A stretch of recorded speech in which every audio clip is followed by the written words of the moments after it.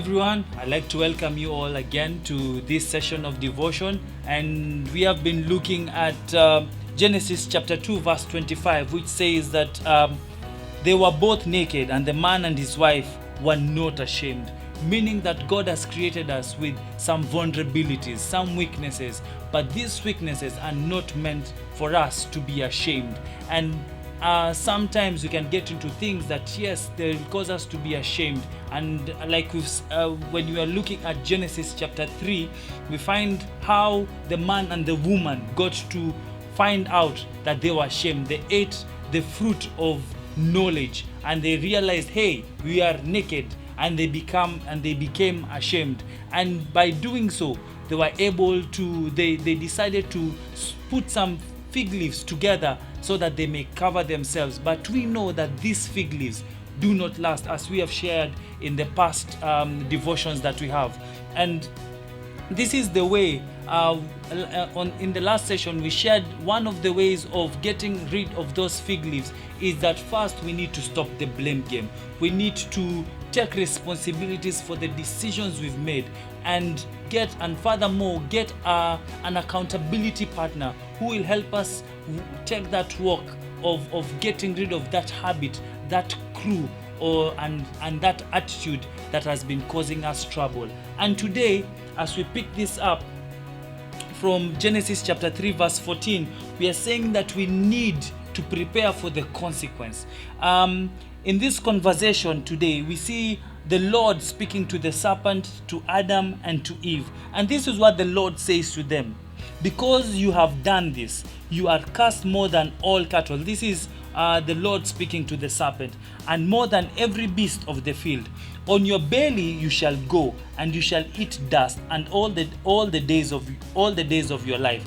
And I'll put enmity between you and the woman, and between your seed and her seed, and he shall bruise your head, and you shall bruise his heel. To the woman he said, I will greatly multiply your sorrow and your conception. In pain you shall bring forth children, and your desire shall be for your husband, and he shall rule over you. And then to Adam he said, because you have heeded the voice of your wife, and have eaten from the tree of which I commanded you, saying, you shall not eat of it. Cursed is the ground for your sake. In toil you shall eat of it all the days of your life. Both thorns and thistles shall bring forth for you. You shall eat the herb of the field. In the sweat of your face you shall eat bread, till you return to the ground. From out of it you are taken, for dust you are, and to dust you shall return. Now, there's something that I've learned called the principle of the path. And the principle of the path simply says this: any decision that you make as a person, it will lead you to a certain destination. And how far you walk towards that destination, whether right or wrong, the day you will come to your senses, and let's say, for example, it was a wrong decision you had made, you will have to walk the same distance back to the point where you first got lost.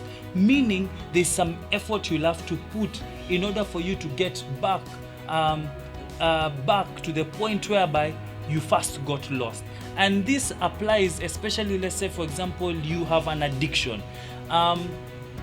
Getting out of that addiction is not going to, simply because you have repented, simply because you have been forgiven your sin. It does not mean that it's going to be easy getting back. You will have to put some effort. You will have to refrain maybe from taking the drugs that you've been taking. You will have to stay away from the friends that you've been staying with. You will have to walk back the distance to the point whereby you no longer desire that thing that used to cause you to want to either drink or to smoke. And it's going to take effort. But the effort that you put to get back is taking you to a better place, is taking you to a better decision. So take heart, take courage, hold on till the end. And I believe no matter the consequences that you're going to face, simply because you have decided to make things right, whatever decision you make and whatever the consequences are going to come, so long as you're going back to making things right, no matter the hardships, no matter the people you're going to lose, no matter the time you're going to take. I believe at the end of it all, it will be all worth it. So take it up. Take up the consequences. Don't be afraid. Take courage and move towards the right direction.